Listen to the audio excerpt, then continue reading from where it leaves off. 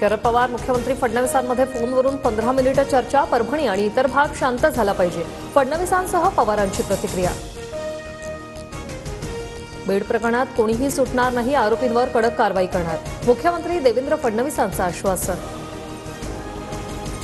बीड प्रकरणातील सर्व 8 आरोपींवर मकोका. सुदर्शन घुले, सुधीर सांगळे, विष्णू चाटे, महेश केदार, जयराम चाटेसह प्रतीक घुले, कृष्णा आंधळे आणि सिद्धार्थ सोनवणेवर कारवाई. खंडणी आणि बीड खुनातील आरोपी एकच, त्यामुळे खंडणीच्या सर्व आरोपींवर मकोका लावा, अन्यथा हा मकोका आम्हाला अमान्य. मनोज जरांगेंची मागणी.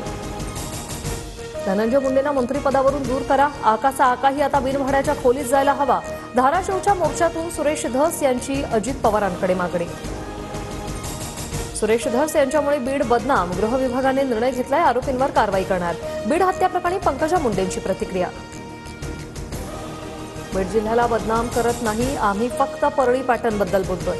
परळीशी आमचा संबंध नाही. सुरेश धस यांचं पंकजा मुंडेंना प्रत्युत्तर.